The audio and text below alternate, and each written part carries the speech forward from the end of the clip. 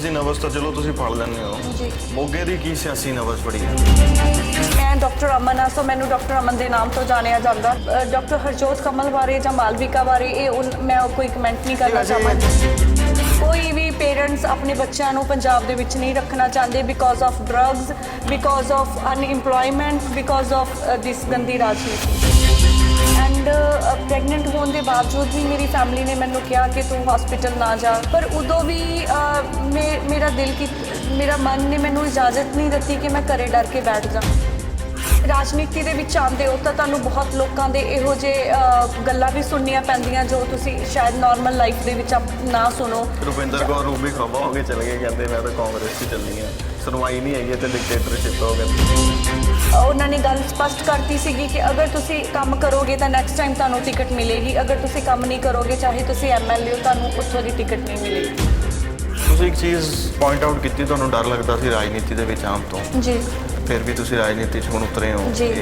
ਪਹਿਲਾਂ ਤਾਂ ਇਹ ਡਰ ਕੀ ਸੀਗਾ ਤੇ ਡਰ ਖਤਮ ਕਿਵੇਂ ਹੋਇਆ? ਆਮ ਆਦਮੀ ਪਾਰਟੀ ਦੀ ਕੀ ਅਸੀਂ ਆਈਡੀਆ ਇਨਸਾਨੀਅਤ ਦੀ ਗੱਲ ਕਰਦੇ ਹਾਂ ਸਰ। ਪੰਜਾਬ ਦੇ ਵਿੱਚ ਜੇ ਮੈਂ ਗੱਲ ਕਰਾਂ ਆਮ ਆਦਮੀ ਪਾਰਟੀ ਦੀ, ਤੁਹਾਨੂੰ ਲੱਗਦਾ ਤੁਹਾਡਾ ਕਾਡਰ ਇੰਨਾ ਸਟਰੋਂਗ ਹੈਗਾ? ਜਿਵੇਂ ਅਕਾਲੀ ਦਲ ਦਾ ਸਟਰੋਂਗ ਹੈ, ਕਾਂਗਰਸ ਦਾ ਸਟਰੋਂਗ ਹੈ, ਅਕਾਲੀ ਦਲ ਤਾਂ ਰੀਜਨਲ ਪਾਰਟੀ ਰਹੀ ਹੈ, ਇਹਨਾਂ ਦੇ ਨਾਲੋਂ ਜ਼ਿਆਦਾ ਸਟਰੋਂਗ ਹੈ ਸਰ। ਤੇ ਤੁਹਾਨੂੰ ਮੈਂ ਦੱਸਣਾ ਚਾਹੁੰਦੀ ਹਾਂ ਕਿ ਆਮ ਆਦਮੀ ਪਾਰਟੀ ਦਾ ਜਿਹੜਾ ਸਾਡਾ ਵਿਮਨ ਵਿੰਗ ਹੈਗੀ ਆ ਸਾਰੀਆਂ ਪਾਰਟੀਆਂ ਦੇ ਨਾਲੋਂ ਜ਼ਿਆਦਾ ਮਜ਼ਬੂਤ ਹੈ। ਅਹਿਮਦ ਫਰਾਜ਼ ਸਾਹਿਬ ਲਿਖਦੇ ਹੈ ਕਿ ਕਿਸੇ ਨੂੰ ਘਰੋਂ ਬਾਹਰ ਨਿਕਲਦੇ ਹੀ ਮਿਲ ਗਈ ਮੰਜ਼ਿਲ ਤੇ ਕੋਈ ਸਾਡੇ ਤਰ੍ਹਾਂ ਸਾਰੀ ਉਮਰ ਸਫ਼ਰ ਦੇ ਵਿੱਚ ਰਿਹਾ। ਰੋਜ਼ਾਨਾ ਸਪੋਕਸਮੈਨ ਦੇ ਨਾਲ ਤੁਸੀਂ ਜੁੜ ਚੁੱਕੇ ਹੋ। ਰੋਜ਼ਾਨਾ ਸਪੋਕਸਮੈਨ ਦੀ ਇੱਕ ਖਾਸ ਪੇਸ਼ਕਸ਼ ਹੈ ਜਵਾਬਦੇਹੀ। ਸਵਾਲ ਤੁਹਾਡੇ ਹੁੰਦੇ ਆ, ਜਵਾਬ ਲੀਡਰਾਂ ਦੇ ਕੋਲੋਂ ਅਸੀਂ ਮੰਗਣੇ ਹੁੰਦੇ ਆ। 2014 ਦੇ ਵਿੱਚ doctor Amandeep Kaur Arora Aam Aadmi party join ਕਰਦੇ ਆ ਬਤੌਰ ਵੋਲੰਟੀਅਰ, ਬਤੌਰ ਵਰਕਰ। ਆਮ ਆਦਮੀ ਪਾਰਟੀ ਦੇ ਵਿੱਚ ਕੰਮ ਕੀਤਾ।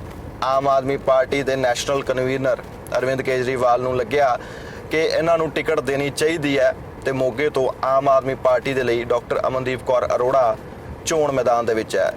ਹੌਟ ਸੀਟ ਹੈ। ਹੌਟ ਸੀਟ ਇਸ ਕਰਕੇ ਹੈ, ਇੱਕ ਪਾਸੇ ਫਿਲਮੀ ਸਿਤਾਰਾ, ਇੱਕ ਵੱਡਾ ਨਾਮ ਸੋਨੂ ਸੂਦ। ਸੋਨੂ ਸੂਦ ਉਹ ਨਾਮ ਹੈ ਜਿਸ ਨੇ ਨੈਸ਼ਨਲ ਲੈਵਲ ਦੇ ਉੱਤੇ ਸ਼ੌਹਰਤ ਬਟੋਰੀ, ਆਪਣੇ ਕੰਮ ਦੇ ਕਰਕੇ ਸੇਵਾ ਕੀਤੀ। ਕਰੋਨਾ ਦਾ ਉਹ ਟਾਈਮ, ਉਹ ਵਕਤ ਤੁਹਾਨੂੰ ਯਾਦ ਹੋਏਗਾ ਜਦੋਂ ਲੋਕਾਂ ਦੀ ਉਹਨਾਂ ਨੇ ਮਦਦ ਕੀਤੀ। ਉਹਨਾਂ ਦੀ ਭੈਣ ਮਾਲਵਿਕਾ ਸੂਦ ਕਾਂਗਰਸ ਵੱਲੋਂ ਚੋਣ ਮੈਦਾਨ ਦੇ ਵਿੱਚ ਹੈ ਤੇ ਫਸਵਾਂ ਮੁਕਾਬਲਾ, ਕਿਉਂਕਿ ਇੱਕ ਪਾਸੇ ਜਿਵੇਂ ਸ਼ੁਰੂਆਤ ਦੇ ਵਿੱਚ ਕਿਹਾ ਕਿ ਕਿਸੇ ਨੂੰ ਘਰੋਂ ਬਾਹਰ ਨਿਕਲਦਿਆਂ ਹੀ ਮਿਲ ਜਾਂਦੀ ਮੰਜ਼ਿਲ ਤੇ ਕਈਆਂ ਨੂੰ ਸੰਘਰਸ਼ ਕਰਨਾ ਪੈਂਦਾ। ਡਾਕਟਰ ਅਮਨਦੀਪ ਕੌਰ ਅਰੋੜਾ ਯੂਕਰੇਨ ਦੇ ਵਿੱਚ ਪੜ੍ਹਾਈ ਕਰਦੇ ਆ, ਫੌਜੀ ਦੀ ਧੀ ਹੈ ਤੇ ਇੰਗਲੈਂਡ ਦੇ ਵਿੱਚ ਨੌਕਰੀ ਕਰਦੇ ਆ। ਵਾਪਸ ਆ ਕੇ ਮੋਗੇ ਦੇ ਵਿੱਚ ਬਤੌਰ ਡਾਕਟਰ ਕੰਮ ਵੀ ਕੀਤਾ। ਸਵਾਗਤ ਹੈ ਮੈਮ ਤੁਹਾਡਾ ਸਪੋਕਸਮੈਨ ਤੇ। ਰੋਜ਼ਾਨਾ ਸਪੋਕਸਮੈਨ ਦੇਖਦੇ ਹੋਏ ਸਾਰੇ ਦਰਸ਼ਕਾਂ ਨੂੰ ਮੇਰੇ ਵੱਲੋਂ ਪਿਆਰ ਭਰੀ ਸਤਿ ਸ਼੍ਰੀ ਅਕਾਲ, ਨਮਸਕਾਰ ਤੇ ਜੈ ਹਿੰਦ। ਮੈਮ ਤੁਹਾਡੇ ਬਾਰੇ ਜਦੋਂ ਖੰਗਾਲਣ ਦੀ ਕੋਸ਼ਿਸ਼ ਕੀਤੀ, ਰਿਸਰਚ ਕਰਨ ਦੀ ਕੋਸ਼ਿਸ਼ ਕੀਤੀ, ਕੁਝ ਇੰਟਰਵਿਊ ਸਾਹਮਣੇ ਆਈਆਂ, ਕੁਝ ਕਟਿੰਗ ਸਾਹਮਣੇ ਆਈਆਂ, ਹੈਡਲਾਈਨ ਸਾਹਮਣੇ ਆਈਆਂ, ਬਟ ਤੁਹਾਡੇ ਨਿੱਜੀ ਜੀਵਨ ਬਾਰੇ ਜ਼ਿਆਦਾ ਕੁਝ ਪਤਾ ਹੈ ਨਹੀਂ ਹੈ। ਇਹ ਵੀ ਜੋ ਮੈਂ ਤੁਹਾਡੇ ਬਾਰੇ ਸ਼ੁਰੂਆਤ ਦੇ ਵਿੱਚ ਕਿਹਾ, ਤੁਹਾਡੇ ਨਾਲ ਜੋ ਲੋਕ ਰਹਿੰਦੇ ਆ ਉਹਨਾਂ ਕੋਲੋਂ ਥੋੜ੍ਹਾ ਬਹੁਤ ਜਾਣਨ ਦੀ ਕੋਸ਼ਿਸ਼ ਕੀਤੀ। ਥੋੜ੍ਹਾ ਜਿਹਾ ਦਰਸ਼ਕਾਂ ਨੂੰ ਦੱਸੋ ਆਪਣੇ ਬਾਰੇ ਕਿ ਕਿਸ ਤਰੀਕੇ ਦੇ ਨਾਲ ਇੱਕ ਡਾਕਟਰ ਸਿਆਸਤ ਵੱਲ ਦਾ ਰੁਖ ਕਰਦੀ ਹੈ। ਸਰ ਮੈਂ 2008 ਦੇ ਵਿੱਚ ਪਾਸ ਕੀਤੀ ਸੀ ਐਮਡੀ ਫਿਜ਼ੀਸ਼ੀਅਨ।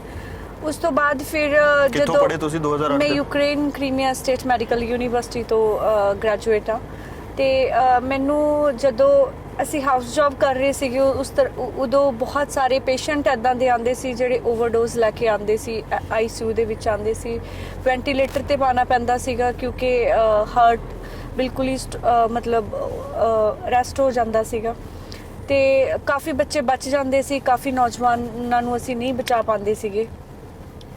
ਉਦੋਂ ਉਹਨਾਂ ਦੀ ਜਦੋਂ ਹਿਸਟਰੀ ਲੈਂਦੇ ਸੀ ਉਹਨਾਂ ਦੇ ਮਦਰ ਤੋਂ ਜਾਂ ਉਹਨਾਂ ਦੇ ਫਾਦਰ ਤੋਂ, ਕਲੋਜ਼ ਰਿਲੇਟਿਵਸ ਤੋਂ ਹਿਸਟਰੀ ਲੈਣੀ ਹੁੰਦੀ ਹੈ ਪੇਸ਼ੈਂਟ ਦੀ, ਤਾਂ ਉਦੋਂ ਇੱਦਾਂ ਦੇ ਮਤਲਬ ਜਦੋਂ ਉਹਨਾਂ ਦੀ ਮਾਵਾਂ ਦਾ ਦਰਦ ਦੱਸਦੀਆਂ ਸੀਗੀਆਂ ਉਹ ਕਿ ਕਿਸ ਤਰ੍ਹਾਂ ਉਹਨਾਂ ਦੇ ਬੱਚੇ ਨਸ਼ੇ ਤੇ ਲੱਗੇ, ਕਿਸ ਤਰ੍ਹਾਂ ਸਕੂਲਾਂ 'ਚ ਨਸ਼ਾ ਆਇਆ, ਜਾਂ ਪੂਰੀ ਚੇਨ ਕਿੱਥੋਂ ਬਣੀ ਹੈ ਤੇ ਕਿੱਥੋਂ ਤੱਕ ਇਹ ਨਿਕਲਦੀ ਹੈ, ਤੇ ਉਦੋਂ ਬੜਾ ਫੀਲ ਹੁੰਦਾ ਸੀਗਾ ਕਿ ਨੋ ਮਤਲਬ ਸਿਰਫ ਲੋਕੀ ਹੀ ਬਿਮਾਰ ਨਹੀਂ, ਸਾਡਾ ਪੰਜਾਬ ਦੀ ਰਾਜਨੀਤੀ ਵੀ ਬਿਮਾਰ ਹੋ ਚੁੱਕੀ ਹੈ, ਸਾਡਾ ਪੰਜਾਬ ਸਾਰਾ ਹੀ ਬਿਮਾਰ ਹੋ ਚੁੱਕਾ, ਸਾਡੇ ਬੱਚਿਆਂ ਨੂੰ ਨਸ਼ਿਆਂ ਤੇ ਲਗਾ ਦਿੱਤਾ ਗਿਆ ਹੈ, ਸਾਡੀ ਨੌਜਵਾਨ ਪੀੜ੍ਹੀ ਖਤਮ ਹੋ ਰਹੀ ਹੈ।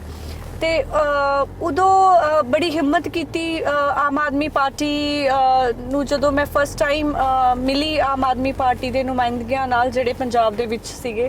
ਕਦੋਂ ਮਿਲੇ, ਕਿਹੜੇ ਸਾਲ 'ਚ? ਮੈਂ 2014 ਚ ਮਿਲੀ ਸੀਗੀ ਫਸਟ ਟਾਈਮ 2014 ਜੀ 2014 ਦੇ ਵਿੱਚ। ਉਦੋਂ ਮੈਂ ਤੇ ਮੇਰੇ ਹਸਬੰਡ ਗਵਰਨਮੈਂਟ ਜੌਬ ਤੇ ਹੈ ਤੇ ਉਦੋਂ ਅਸੀਂ ਬਿਹਾਈਂਡ ਦੀ ਕਰਟਨਸ ਕੰਮ ਕੀਤਾ ਪਾਰਟੀ ਦੇ ਲਈ, ਕਿਉਂਕਿ ਮੈਨੂੰ ਪਾਰਟੀ ਦੀ ਆਈਡੀਓਲੋਜੀ ਬਹੁਤ ਅੱਛੀ ਲੱਗੀ ਸੀ।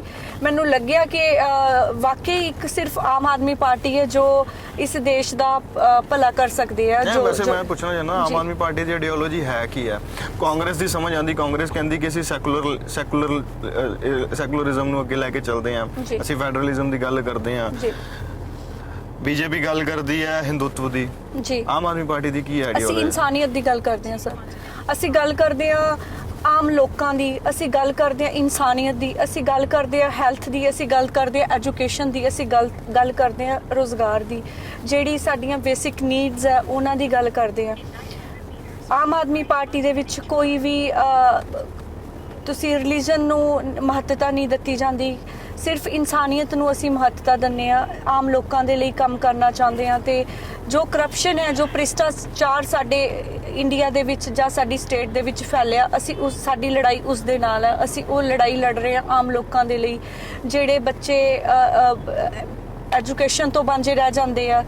ਤੁਸੀਂ ਗਵਰਨਮੈਂਟ ਸਕੂਲਸ ਦੀ ਹਾਲਤ ਦੇਖੋ ਸਾਡੇ ਪੰਜਾਬ ਦੇ ਵਿੱਚ, ਉੱਥੇ ਤੁਸੀਂ 2 ਘੰਟੇ ਨਹੀਂ ਬੈਠ ਸਕਦੇ, ਜਾ ਕੇ ਵੇਖੋ ਛੱਤਾਂ ਚੌਂਦੀਆਂ ਹੁੰਦੀਆਂ ਨੇ ਬਾਰਿਸ਼ ਦੇ ਵਿੱਚ, ਵਾਸ਼ਰੂਮਸ ਦੀ ਇੰਨੀ ਗੰਦੀ ਹਾਲਤ ਹੋਈ ਹੈ। ਤੇ ਅਸੀਂ ਕਿਸ ਤਰ੍ਹਾਂ ਆਪਣੇ ਪੰਜਾਬ ਦਾ ਫਿਊਚਰ ਜਾਂ ਅਸੀਂ ਇੰਡੀਆ ਦਾ ਫਿਊਚਰ ਕਿਸ ਤਰ੍ਹਾਂ ਅਸੀਂ ਸੋਚ ਸਕਦੇ ਹਾਂ ਕਿ ਆਉਣ ਵਾਲਾ ਟਾਈਮ ਸਾਡੇ ਲਈ ਬਹੁਤ ਅੱਛਾ, ਜਦੋਂ ਕਿ ਸਾਡੇ ਇਹੋ ਜਿਹੇ ਬੱਚੇ ਪੜ੍ਹਾਈ ਤੋਂ ਵਾਂਝੇ ਰਹਿ ਰਹੇ ਆ, ਉਹਨਾਂ ਨੂੰ ਅੱਛੀ ਐਜੂਕੇਸ਼ਨ ਨਹੀਂ ਮਿਲ ਰਹੀ, ਤੇ ਫਿਰ ਅਸੀਂ ਕਿੱਦਾਂ ਸੋਚ ਸਕਦੇ ਹਾਂ ਕਿ ਉਹ ਵੱਡੇ ਹੋ ਕੇ ਅੱਛੇ ਇਨਸਾਨ ਬਣਨਗੇ ਜਾਂ ਵੱਡੇ ਹੋ ਕੇ ਉਹ ਬਹੁਤ ਹੀ ਪੜ੍ਹਾਈ ਕਰਕੇ ਅੱਛੀਆਂ ਨੌਕਰੀਆਂ ਉਹਨਾਂ ਨੂੰ ਮਿਲਣਗੀਆਂ, ਕਿਉਂਕਿ ਇਦਾਂ ਦਾ ਸਿਸਟਮ ਤਾਂ ਸਾਡੇ ਹੈ ਹੀ ਨਹੀਂ। ਸਾਡੇ ਪੰਜਾਬ ਦੀ ਇੱਕ ਬਣ ਚੁੱਕੀ ਹੈ ਸਰ, ਸਭ ਦੀ ਧਾਰਨਾ ਬਣ ਚੁੱਕੀ ਹੈ ਕਿ +2 ਕਰਵਾਓ, +2 ਕਰਵਾ ਕੇ IELTS ਕਰਵਾਉਣ ਤੋਂ ਬਾਅਦ ਬੱਚੇ ਨੂੰ ਬਾਹਰ ਭੇਜ ਦਿਓ, ਚਾਹੇ ਉਹ ਕੈਨੇਡਾ ਹੋਵੇ, ਅਮਰੀਕਾ ਹੋਵੇ। ਕੋਈ ਵੀ ਪੇਰੈਂਟਸ ਆਪਣੇ ਬੱਚਿਆਂ ਨੂੰ ਪੰਜਾਬ ਦੇ ਵਿੱਚ ਨਹੀਂ ਰੱਖਣਾ ਚਾਹੁੰਦੇ because of drugs, because of unemployment, because of this ਗੰਦੀ ਰਾਜਨੀਤੀ। ਡਾਕਟਰ ਸਾਹਿਬ ਇੱਕ ਚੀਜ਼ ਦੱਸੋ ਮੈਨੂੰ, ਪੇਸ਼ੈਂਟਸ ਦੀ ਨਬਜ਼ ਤਾਂ ਚਲੋ ਤੁਸੀਂ ਫੜ ਲੈਂਦੇ ਹੋ ਜੀ, ਫੜੀ ਵੀ ਹੋਣੀ ਹੈ, ਮੋਗੇ ਦੀ ਕੀ ਸਿਆਸੀ ਨਬਜ਼ ਫੜੀ ਹੈ? ਕੀ ਕਹਿੰਦੇ ਪਏ ਲੋਕ? ਸਰ ਮੋਗਾ ਦੇ ਵਿੱਚ ਲੋਕੀ ਇਸ ਵਾਰ ਝਾੜੂ ਫੇਰਨ ਨੂੰ ਤਿਆਰ ਬੈਠੇ ਆ।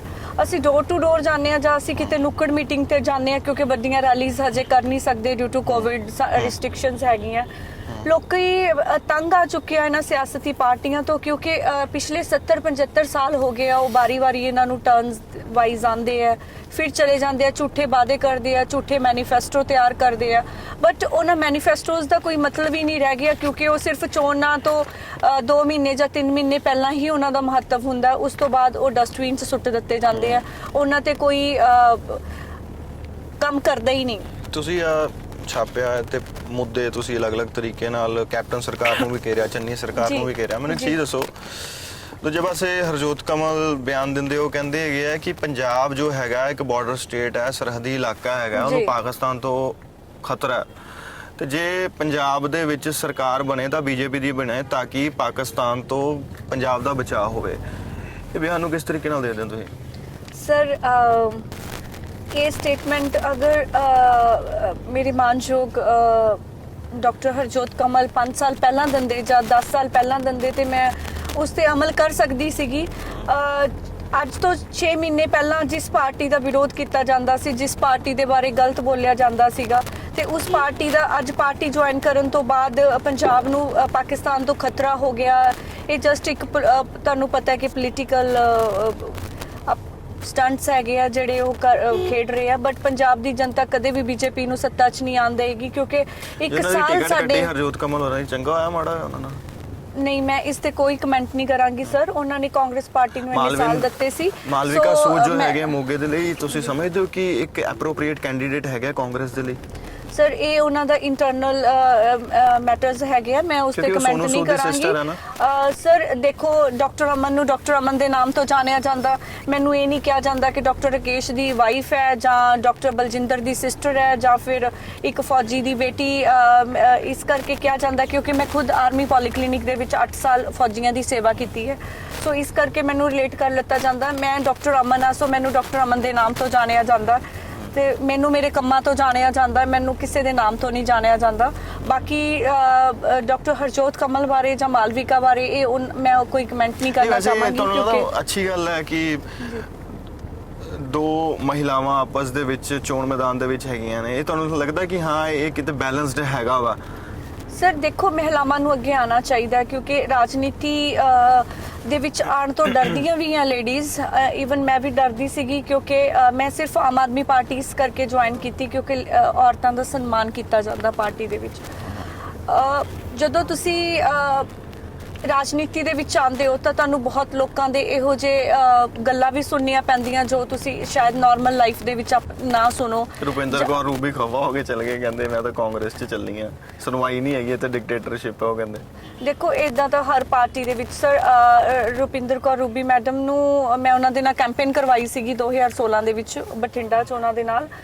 ਰੁਪਿੰਦਰ ਕੌਰ ਰੂਬੀ ਨੂੰ ਮੈਮ ਨੇ ਪਾਰਟੀ ਨੇ ਮਾਣ ਬਖਸ਼ਿਆ ਸੀਗਾ ਉਹਨਾਂ ਨੂੰ। ਉਹਨਾਂ ਦੇ ਫਾਦਰ ਫਾਊਂਡਰ ਮੈਂਬਰ ਸੀਗੇ ਆਮ ਆਦਮੀ ਪਾਰਟੀ ਦੇ, ਤੇ ਸਾਰੀ ਕੈਂਪੇਨ ਸਾਰਾ ਚੋਣ ਪ੍ਰਚਾਰ ਪਾਰਟੀ ਵੱਲੋਂ ਕੀਤਾ ਗਿਆ ਸੀਗਾ ਉਹਨਾਂ ਦੇ ਲਈ।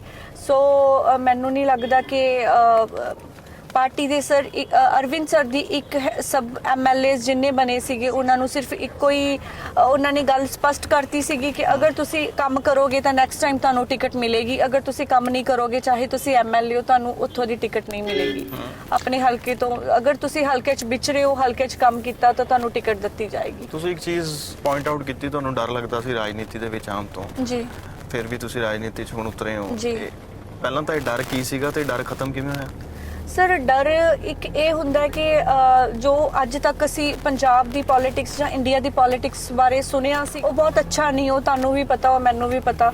ਬਟ ਜਦੋਂ ਆਮ ਆਦਮੀ ਪਾਰਟੀ ਜੁਆਇਨ ਕੀਤੀ, ਮਿਲੇ ਆਮ ਆਦਮੀ ਪਾਰਟੀ ਦੇ ਜੋ ਅੱਗੇ ਸੀਗੇ ਲੀਡਰ ਸੀਗੇ ਆਮ ਆਦਮੀ ਪਾਰਟੀ ਦੇ, ਤਾਂ ਉਦੋਂ ਲੱਗਿਆ ਕਿ ਨੋ ਮਤਲਬ ਸਾਰੇ ਐਜੂਕੇਟਡ ਲੋਕ ਹੈਗੇ ਆ, ਰਿਸਪੈਕਟ ਕਰਦੇ ਆ ਲੇਡੀਜ਼ ਦੀ।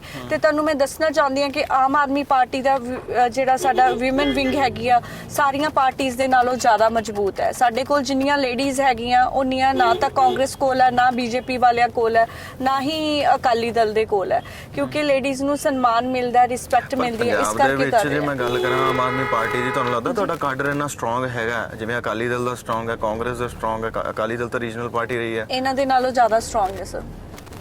ਸਮਝਾਓ ਥੋੜਾ ਕਿਸ ਤਰ੍ਹਾਂ? ਨਹੀਂ, ਉਹ ਤਾਂ ਮੈਂ ਹੁਣ ਤੁਹਾਨੂੰ ਨਹੀਂ ਸਮਝਾਉਂਗੀ ਕਿਉਂਕਿ ਕੁਝ ਅੱਛਾ ਇਹ ਤੁਹਾਨੂੰ ਚੋਣ ਨਤੀਜੇ ਆਉਣ ਤੋਂ ਬਾਅਦ ਹੀ ਪਤਾ ਚੱਲੇਗਾ। ਹਾਂ ਜੀ। ਹੁਣ ਇੱਕ ਚੀਜ਼ ਦੱਸੋ, ਡਾਕਟਰ ਅਮਨਦੀਪ ਕੌਰ ਅਰੋੜਾ ਡਾਕਟਰੀ ਤੋਂ ਇਲਾਵਾ ਤੇ ਸਿਆਸਤ ਤੋਂ ਇਲਾਵਾ ਜੀ ਅਦਰਵਾਈਜ਼ ਕੀ ਹੈ? ਪਰਸਨੈਲਿਟੀ ਸਮਝਣੀ ਹੋਵੇ ਤੇ ਆਪਣੇ ਆਪ ਨੂੰ ਤੁਸੀਂ ਕੀ ਦੇਖਦੇ ਹੋ? ਸਰ ਸਭ ਤੋਂ ਪਹਿਲਾਂ ਤਾਂ ਮੈਂ ਇੱਕ ਬੇਟੀ ਹਾਂ, ਉਸ ਤੋਂ ਬਾਅਦ ਫਿਰ ਮੈਂ ਇੱਕ ਪਤਨੀ ਹੋਈ, ਸਿਸਟਰ ਹੋਈ, ਹੈ ਨਾ, ਫਿਰ ਇੱਕ ਮਾਂ, ਤੇ ਲੇਕਿਨ ਜੋ ਸਭ ਤੋਂ ਜ਼ਿਆਦਾ ਮੇਰੀ ਲਾਈਫ ਦੇ ਵਿੱਚ ਮੈਨੂੰ ਜਿਸ ਚੀਜ਼ ਨੂੰ ਮੈਂ ਪ੍ਰਾਇੋਰਟੀ ਦਿੱਤੀ ਹੈ ਉਹ ਸ਼ਾਇਦ ਮੇਰਾ ਡਾਕਟਰੀ ਪੇਸ਼ਾ ਸੀਗਾ। ਮੈਂ ਆਪਣੇ ਪੇਸ਼ੇ ਨੂੰ ਇਸ ਤਰ੍ਹਾਂ ਮਤਲਬ ਜਿਸ ਤਰ੍ਹਾਂ ਆਪਾਂ ਪਾਠ ਕਰਦੇ ਹਾਂ, ਪੂਜਾ ਕਰਦੇ ਹਾਂ, ਉਸ ਤਰ੍ਹਾਂ ਲੈ ਕੇ ਚੱਲੀ। ਮੈਨੂੰ ਮੇਰੇ ਬੱਚੇ ਸਾਰੇ ਡਾਕਟਰਸ ਹੀ ਇੱਦਾਂ ਕਰਦੇ ਆ, ਘਰ ਦੇ ਵਿੱਚ ਕੋਈ ਪ੍ਰੋਬਲਮ ਹੋਵੇ ਜਾਂ ਕੋਈ ਕੁਝ ਵੀ ਹੋਵੇ ਸਾਡੇ ਲਈ ਪੇਸ਼ੈਂਟ ਜ਼ਿਆਦਾ ਜ਼ਰੂਰੀ ਹੁੰਦਾ। ਸਾਨੂੰ ਸਿਖਾਇਆ ਇੱਦਾਂ ਜਾਂਦਾ, ਸਾਡੇ ਮਾਈਂਡ ਸੈਟਅਪ ਇੱਦਾਂ ਦਾ ਹੋ ਜਾਂਦਾ। ਮੇਰਾ ਬੇਟਾ 1 ਸਾਲ ਦਾ ਹੈ ਤੇ ਜਦੋਂ ਕੋਵਿਡ ਸੀਗਾ 2020 ਦੇ ਵਿੱਚ, ਮੈਂ ਪ੍ਰੈਗਨੈਂਟ ਸੀਗੀ ਉਦੋਂ। ਐਂਡ ਪ੍ਰੈਗਨੈਂਟ ਹੋਣ ਦੇ ਬਾਵਜੂਦ ਵੀ ਮੇਰੀ ਫੈਮਿਲੀ ਨੇ ਮੈਨੂੰ ਕਿਹਾ ਕਿ ਤੂੰ ਹਸਪੀਟਲ ਨਾ ਜਾ ਕਿਉਂਕਿ ਕਰੋਨਾ ਦੇ ਪੇਸ਼ੈਂਟ ਇੰਨੇ ਹੁੰਦੇ ਸੀਗੇ ਕਿ ਅਗਰ ਤੈਨੂੰ ਕੋਵਿਡ ਹੋ ਗਿਆ, ਕਰੋਨਾ ਹੋ ਗਿਆ ਤੇ ਫਿਰ ਬੱਚਾ ਹੈ, ਬੱਚੇ ਤੇ ਵੀ ਅਸਰ ਪਏਗਾ। ਐਂਡ ਪਰ ਉਦੋਂ ਵੀ ਮੇਰਾ ਮਨ ਨੇ ਮੈਨੂੰ ਇਜਾਜ਼ਤ ਨਹੀਂ ਦਿੱਤੀ ਕਿ ਮੈਂ ਘਰੇ ਡਰ ਕੇ ਬੈਠ ਜਾ। ਮੈਨੂੰ ਸੀਗਾ ਕਿ ਇੰਨੇ ਪੇਸ਼ੈਂਟ ਹੈਗੇ ਆ ਮੇਰੇ, ਡੇਲੀ ਮੇਰੀ 150 to 200 ਦੀ ਓਪੀਡੀ ਹੁੰਦੀ ਸੀਗੀ, 150 ਤੋਂ 200 ਪੇਸ਼ੈਂਟ ਦੀ ਮੇਰੀ ਓਪੀਡੀ ਹੈ ਡੇਲੀ ਦੀ ਸੀਗੀ। ਤੇ ਮੈਨੂੰ ਲੱਗਦਾ ਸੀਗਾ ਕਿ ਉਹ ਕਿਤੇ ਨਾ ਕਿਤੇ ਹੈਰਾਨ ਹੋਣਗੇ ਅਗਰ ਮੈਂ ਇਸ ਵਕਤ ਡਰ ਕੇ ਬੈਠ ਗਈ ਕਿ ਮੈਂ ਪ੍ਰੈਗਨੈਂਟ ਹਾਂ ਤੇ ਸ਼ਾਇਦ ਮੈਂ ਕਦੇ ਮਾਫ ਨਹੀਂ ਕਰ ਪਾਉਂਗੀ ਆਪਣੇ ਆਪ ਨੂੰ। ਮੈਨੂੰ ਜਦੋਂ ਮੈਂ ਸੋਚੂੰਗੀ ਕਿ ਇੱਕ ਡਰਪੋਕ ਟਾਈਪ ਮੈਨੂੰ ਲੱਗੇਗਾ ਕਿ ਜਦੋਂ ਲੋੜ ਸੀ ਮੇਰੀ ਲੋਕਾਂ ਨੂੰ ਤੇ ਉਦੋਂ ਮੈਂ ਘਰੇ ਬੈਠੀ ਸੀਗੀ, ਸ਼ਾਇਦ ਮੈਂ ਕਦੇ ਖੁਦ ਨੂੰ ਮਾਫ ਨਹੀਂ ਕਰ ਪਾਉਂਗੀ। ਐਂਡ ਇਸੇ ਤਰ੍ਹਾਂ ਮਤਲਬ ਚੱਲੀ ਸੀਗੀ ਤੇ ਪਾਰਟੀ ਦੇ ਵਿੱਚ ਵੀ ਇਦਾਂ ਹੀ ਕੰਮ ਕੀਤਾ, ਇਮਾਨਦਾਰੀ ਦੇ ਨਾਲ ਕੰਮ ਕੀਤਾ ਤੇ ਸ਼ਾਇਦ ਪਰਮਾਤਮਾ ਨੂੰ ਇਸ ਵਾਰ ਤਾਂ ਮੈਂ ਟਿਕਟ ਵੀ ਨਹੀਂ ਸੀ ਮੰਗੀ, ਮੈਨੂੰ ਲੱਗਦਾ ਨਹੀਂ ਸੀਗਾ ਕਿ ਮੈਨੂੰ ਟਿਕਟ ਮਿਲੇਗੀ, ਨਾ ਮੈਂ ਪਾਰਟੀ ਨੂੰ ਕਿਹਾ ਪਿਛਲੀ ਵਾਰੀ ਸੀਗਾ। ਮੰਗੀ ਸੀ? ਲਾਸਟ ਟਾਈਮ ਐਕਚੁਅਲੀ 2016 ਦੇ ਵਿੱਚ ਮੈਂ ਆਬਜ਼ਰਵਰ ਸੀਗੀ ਤੇ ਉਦੋਂ ਮੈਂ ਪਾਰਟੀ ਨੂੰ ਕਿਹਾ ਸੀਗਾ ਕਿ ਅਗਰ ਤੁਹਾਨੂੰ ਲੱਗਦਾ ਕਿ ਕੈਪੇਬਲ ਹੈਗੀ ਆ ਤਾਂ ਤੁਸੀਂ ਦੇਖ ਲੈਣਾ, ਤੇ ਕਿਉਂਕਿ ਟੀਮ 'ਚ ਕੰਮ ਕਰਦੀ ਸੀਗੀ। ਉਦੋਂ ਫਿਰ ਸਾਡੇ ਆਲਰੇਡੀ ਹੋ ਗਿਆ, ਐਡਵੋਕੇਟ ਰਮੇਸ਼ ਗਰੋਵਰ ਜੀ ਨੂੰ ਮਿਲ ਗਈ ਸੀਗੀ ਟਿਕਟ ਤੇ ਮੈਂ ਪਾਰਟੀ ਨੂੰ, ਮੈਂ ਉਹਨਾਂ ਨੂੰ ਇਹ ਨਹੀਂ ਸੀ ਕਿਹਾ ਕਿ ਮੈਨੂੰ ਹੀ ਦਿਓ, ਮੈਨੂੰ ਸੀਗਾ ਕਿ ਜੋ ਵੀ ਤੁਹਾਨੂੰ ਕੈਂਡੀਡੇਟ ਕੈਪੇਬਲ ਲੱਗ ਰਿਹਾ, ਤੁਹਾਨੂੰ ਉਹ ਜ਼ਿਆਦਾ ਲੱਗ ਰਿਹਾ ਤੇ ਮੈਂ ਉਹਨਾਂ ਦੇ ਨਾਲ ਆ, ਮੈਂ ਪਾਰਟੀ ਦੇ ਨਾਲ ਆ। ਤੇ ਇਸੇ ਤਰ੍ਹਾਂ ਮੈਂ ਇਸ ਵਾਰ ਵੀ ਮੇਰਾ ਇਦਾਂ ਹੀ ਸੀਗਾ ਕਿ ਜਿਸ ਨੂੰ ਵੀ ਟਿਕਟ ਦੋਗੇ ਮੈਂ ਪਾਰਟੀ ਦੇ ਨਾਲ ਆ, ਮੈਂ ਪਾਰਟੀ ਦੇ ਨਾਲ ਕੰਮ ਕਰਾਂਗੀ ਤੇ ਡਾਕਟਰ ਅਮਨ ਹਮੇਸ਼ਾ ਪਾਰਟੀ ਦੇ ਨਾਲ ਖੜੀ ਰਹੂਗੀ। ਪਾਰਟੀ ਦੇ ਨਾਲ ਖੜੇ ਹੋਣ ਦਾ ਇੱਕ ਮਤਲਬ ਹੁੰਦਾ, ਲੇਕਿਨ ਤੁਸੀਂ ਇੱਕ ਚੰਗੀ ਪੜ੍ਹਾਈ ਵੀ ਹਾਸਲ ਕੀਤੀ, ਤੁਸੀਂ ਪਿੱਛੋਂ ਫੌਜੀ ਦੀ ਧੀ ਵੀ ਹੋ, ਹੈਨਾ। ਇੱਕ ਨਾਲ ਜੋ ਬੈਗੇਜ ਚੱਲਦਾ ਹੈ ਤੁਹਾਡੇ ਨਾਲ, ਇੱਕ ਕਹਿੰਦੇ ਕਿ ਫੌਜੀ ਜਿਹੜੇ ਹੁੰਦੇ ਆ ਉਹਨਾਂ ਦਾ ਆਪਣਾ ਇੱਕ ਰੋਬ ਹੁੰਦਾ, ਉਹ ਆਪਣੇ ਜ਼ਮੀਰ ਦੇ ਨਾਲ ਜੀਂਦੇ ਆ। ਪਾਰਟੀਆਂ ਇਸ ਤਰੀਕੇ ਨਾਲ ਕੰਮ ਨਹੀਂ ਕਰਦੀਆਂ, ਚਾਹੇ ਕੋਈ ਵੀ ਪਾਰਟੀ ਹੈ, ਭਾਵੇਂ ਆਮ ਆਦਮੀ ਪਾਰਟੀ ਵੀ, ਕਿਤੇ ਨਾ ਕਿਤੇ ਉਹਨਾਂ ਨੂੰ ਵੀ ਸਿਆਸਤ ਦੇ ਜਿਹੜੇ ਕੈਲਕੂਲੇਸ਼ਨਸ ਫਾਰਮੂਲਾਜ਼ ਹੈਗੇ ਉਹ ਲੈ ਕੇ ਚੱਲਣੇ ਪੈਂਦੇ ਆ। ਡਾਕਟਰ ਅਮਨਦੀਪ ਕੌਰ ਅਰੋੜਾ ਦੇ ਸਾਹਮਣੇ ਕੋਈ ਇਦਾਂ ਦੀ ਸਿਚੁਏਸ਼ਨ, ਹਾਈਪੋਥੈਟੀਕਲ ਹੈ ਕੁਐਸਚਨ, ਕੋਈ ਇਦਾਂ ਦੀ ਸਿਚੁਏਸ਼ਨ ਹੁੰਦੀ ਹੈ ਜਿੱਥੇ ਕੰਪਰੋਮਾਈਜ਼ਸ ਹੋਣ, ਜਿੱਥੇ ਕੁਛ ਨਾ ਕੁਛ ਤੁਹਾਨੂੰ ਸਮਝੌਤੇ ਕਰਨੇ ਪੈਣ, ਕੀ ਹੈ ਫਿਰ ਡਾਕਟਰ ਅਮਨਦੀਪ ਅਰੋੜਾ ਲਈ ਉਹ ਮਾਇਨੇ ਕੀ ਨੇ? ਸਰ ਮੇਰੇ ਖਿਆਲ ਦੇ ਵਿੱਚ ਇਦਾਂ ਦੀ ਸਿਚੁਏਸ਼ਨ ਆਏਗੀ ਨਹੀਂ, ਕਿਉਂਕਿ ਮੈਂ ਜਿੰਨਾ ਕੁ ਪਾਰਟੀ ਨੂੰ ਸਮਝਿਆ, ਪਾਰਟੀ ਦੇ ਵਿੱਚ ਸਾਨੂੰ ਹਮੇਸ਼ਾ ਕੰਮ ਕਰਨ ਦੇ ਲਈ ਕਿਹਾ ਜਾਂਦਾ। ਛੱਡ ਕੇ ਚਲੇ ਗਏ, ਫੂਲਕਾ ਸਾਹਿਬ ਚਲ ਗਏ, ਆਸ਼ੂਤੋਸ਼ ਚਲ ਗਏ, ਚੰਗੇ ਪੱਤਰਕਾਰ ਸੀਗੇ ਉਹ ਵੀ ਚਲ ਗਏ, ਭਾਰਤ ਭੂਸ਼ਣ ਚਲ ਗਏ, ਸਰ ਇਦਾਂ ਹਰ ਪਾਰਟੀ ਦੇ ਵਿੱਚ ਮੈਂ ਤੁਹਾਨੂੰ ਇੱਕ ਛੋਟੀ ਜੀ ਗੱਲ ਦੱਸਦੀ ਹਾਂ। ਜਦੋਂ ਤੁਸੀਂ ਕੋਈ ਕਿਸੇ ਪਾਰਟੀ ਤੋਂ ਜਾਂ ਕਿਸੇ ਵਿਅਕਤੀ ਤੋਂ ਜਾਂ ਕਿਸੇ ਆਪਾਂ ਇਨਸਾਨ ਤੋਂ ਬਹੁਤ ਜ਼ਿਆਦਾ ਐਕਸਪੈਕਟ ਕਰਨਾ ਸਟਾਰਟ ਕਰ ਦਿੰਦੇ ਆ ਤੇ ਉਦੋਂ ਇਨਸਾਨ ਨੂੰ ਹਮੇਸ਼ਾ ਦੁੱਖ ਹੁੰਦਾ। ਜਦੋਂ ਅਸੀਂ ਆਪਣੇ ਖੁਦ ਦੇ ਲਈ ਸਾਨੂੰ ਲੱਗਦਾ ਕਿ ਮੈਂ ਇਸ ਪੋਜੀਸ਼ਨ ਤੇ ਪਹੁੰਚ ਜਾਂ ਮੈਨੂੰ ਇਹ ਪੋਸਟ ਮਿਲੇ ਜਾਂ ਮੈਨੂੰ ਇਹ ਅਹੁਦਾ ਮਿਲਣਾ ਚਾਹੀਦਾ ਜਾਂ ਮੈਂ ਉਸ ਤੋਂ ਅੱਗੇ ਹੋ ਜਾ, ਤਾਂ ਹਮੇਸ਼ਾ ਹੀ ਤੁਹਾਨੂੰ ਜੋ ਵੀ ਪਾਰਟੀ ਛੱਡ ਕੇ ਜਾਂਦੇ ਆ ਤੇ ਸ਼ਾਇਦ ਉਦੋਂ ਇਨਸਾਨ ਨੂੰ ਇੱਕ ਉਹ ਕੁਝ ਪਲਾਂ ਦੀ ਉਹਨਾਂ ਦੀ ਕਮਜ਼ੋਰੀ ਹੁੰਦੀ ਹੈ ਕਿ ਪਾਰਟੀ ਛੱਡਤੀ ਹੈ, ਸ਼ਾਇਦ ਬਾਅਦ ਦੇ ਵਿੱਚ ਪਛਤਾਉਂਦੇ ਵੀ ਹੋਣ, ਲੇਕਿਨ ਇਹ ਐਕਸਪੈਕਟੇਸ਼ਨਸ ਮੈਨੂੰ ਲੱਗਦਾ ਕਿ ਐਕਸਪੈਕਟੇਸ਼ਨਸ ਤੋਂ ਕਿ ਸੀਐਮ ਵਾਲੇ ਸੁਪਨੇ ਤੇ ਨਹੀਂ ਗਏ। ਨਹੀਂ ਮੈਂ ਕੋਈ ਸੁਪਨਾ ਨਹੀਂ ਲੈਂਦੀ ਹੁੰਦੀ, ਸੀਰੀਅਸਲੀ ਤੁਹਾਨੂੰ ਦੱਸਾਂ, ਮੈਂ ਸਿਰਫ ਉਹ ਪਰਮਾਤਮਾ ਨੂੰ ਯਾਦ ਕਰਦੀ ਆ ਸਵੇਰ ਉੱਠ ਕੇ ਤੇ ਸੌਣ ਤੋਂ ਪਹਿਲਾਂ। ਬੰਦੇ ਦੀ ਗਰੋਥ ਵੀ ਤਾਂ ਕੋਈ ਚੀਜ਼ ਹੁੰਦੀ ਹੈ ਤੇ ਨਹੀਂ ਸਰ, ਮੈਨੂੰ ਇਦਾਂ ਹੀ ਲੱਗਦਾ ਕਿ ਐਕਸਪੈਕਟੇਸ਼ਨਸ ਨਾ ਕਦੇ ਰੱਖਣੀਆਂ ਨਹੀਂ ਚਾਹੀਦੀਆਂ ਕਿਸੇ ਵੀ ਚੀਜ਼ ਤੋਂ। ਜਦੋਂ ਤੁਸੀਂ ਬਹੁਤ ਜ਼ਿਆਦਾ ਐਕਸਪੈਕਟ ਕਰ ਲੈਂਦੇ ਹੋ, ਦਰਦ ਤੁਹਾਨੂੰ ਉਦੋਂ ਹੁੰਦਾ ਜਦੋਂ ਤੁਸੀਂ ਅੱਗੇ ਚੱਲੋ, ਬਟ ਐਕਸਪੈਕਟੇਸ਼ਨਸ ਨਾ ਰੱਖੋ। ਤੁਸੀਂ ਇਹ ਸੋਚੋ ਕਿ ਮੈਂ ਕੰਮ ਕਰਨਾ, ਮੇਰਾ ਫਰਜ਼ ਹੈ ਕੰਮ ਕਰਨਾ, ਉਸ ਦਾ ਫਲ ਦੇਣਾ ਜਾਂ ਨਾ ਦੇਣਾ ਉਹ ਉਸ ਪਰਮਾਤਮਾ ਦੇ ਹੱਥ ਦੇ ਵਿੱਚ ਹੁੰਦਾ ਹੈ। ਸ਼ਾਇਦ ਉਹ ਪਰਮਾਤਮਾ ਹੀ ਚਾਵੇ ਤਾਂ ਹੀ ਇਨਸਾਨਾਂ ਦੇ ਰੂਪ ਦੇ ਵਿੱਚ ਆਪਣੀ ਹੈਲਪ ਹੋ ਜਾਂਦੀ ਹੈ, ਆ ਕੇ ਕੋਈ ਹੈਲਪ ਕਰਦਾ। ਤੇ ਸੋ ਮੈਂ ਐਕਸਪੈਕਟੇਸ਼ਨਸ ਨਹੀਂ ਰੱਖਦੀ ਜ਼ਿਆਦਾ ਲਾਈਫ 'ਚ। ਠੀਕ ਹੈ, ਨਿਚੋੜ ਹੈ ਇੰਟਰਵਿਊ ਦਾ ਕਿ ਐਕਸਪੈਕਟੇਸ਼ਨਸ ਘੱਟ ਰੱਖਿਆ ਕਰੋ। ਹਾਲਾਂਕਿ ਬਹੁਤ ਮੁਸ਼ਕਲ ਚੀਜ਼ ਹੈ, ਉਮੀਦਾਂ ਜਿਹੜੀਆਂ ਹੁੰਦੀਆਂ, ਜਿੱਥੇ ਅਕਸਰ ਤੁਸੀਂ ਲੋਕਾਂ ਦੇ ਨਾਲ ਲਗਾਵ ਰੱਖਦੇ ਹੋ ਉੱਥੇ ਉਮੀਦਾਂ ਵੀ ਪੈਦਾ ਹੁੰਦੀਆਂ। ਐਕਸਪੈਕਟੇਸ਼ਨਸ ਇਹ ਮਾਮੂਲੀ ਚੀਜ਼ ਹੈ, ਹੋ ਜਾਂਦੀ ਹੈ, ਲੇਕਿਨ ਐਕਸਪੈਕਟੇਸ਼ਨਸ ਉੱਥੇ ਰੱਖਣੀਆਂ ਚਾਹੀਦੀਆਂ ਜਿੱਥੇ ਮੈਡਮ ਕਹਿ ਰਹੇ ਹੈ ਕਿ ਤੁਹਾਨੂੰ ਲੱਗੇ ਕਿ ਹਾਂ ਵੀ ਕੁਝ ਬਣੇਗਾ। ਸਿਆਸਤ ਦੇ ਵਿੱਚ ਜਿਹੜੀਆਂ ਚੀਜ਼ਾਂ ਹੁੰਦੀਆਂ ਨੇ, ਉਮੀਦਾਂ ਰੱਖਣੀਆਂ, ਐਕਸਪੈਕਟੇਸ਼ਨਸ ਰੱਖਣੀਆਂ ਜਾਂ ਆਪਣੇ ਖੁਆਬ ਆਪਣੇ ਆਪ ਸਜਾਉਂਦੇ ਰਹਿਣਾ, ਉਹ ਆਉਣ ਵਾਲੇ ਸਮੇਂ ਦੇ ਵਿੱਚ ਦੁਖੀ ਕਰਦੇ ਜੇ ਪੂਰੇ ਨਾ ਹੋਣ। ਇਸ਼ਾਰੇ ਹੋਣੇ ਸ਼ੁਰੂ ਹੋ ਚੁੱਕੇ ਸੀਗੇ ਮੈਨੂੰ ਕਿ ਮੈਮ ਨੂੰ ਦੇਰੀ ਹੋ ਰਹੀ ਹੈ ਤੇ ਇੰਟਰਵਿਊ ਮੈਨੂੰ ਲੱਗਦਾ ਇੱਥੇ ਸਮਾਪਤ ਕਰਨੀ ਪਏਗੀ, ਲੇਕਿਨ ਫਿਰ ਕਿਸੇ ਦਿਨ ਸਮਾਂ ਕੱਢ ਕੇ ਚੰਗੀ ਤਰ੍ਹਾਂ ਜਾਣਨ ਦੀ ਕੋਸ਼ਿਸ਼ ਕਰਾਂਗੇ ਕਿ ਡਾਕਟਰ ਅਮਨਦੀਪ ਕੌਰ ਅਰੋੜਾ ਕੌਣ ਨੇ। ਕੈਮਰੇ ਤੇ ਮੇਰਾ ਸਾਥ ਦੇ ਰਹੇ ਸੀਗੇ ਰਮਨੀਤ, ਮੈਂ ਲੰਕੇਸ਼ ਤਰਖਾ, ਰੋਜ਼ਾਨਾ ਸਪੋਕਸਮੈਨ ਦੇ ਲਈ।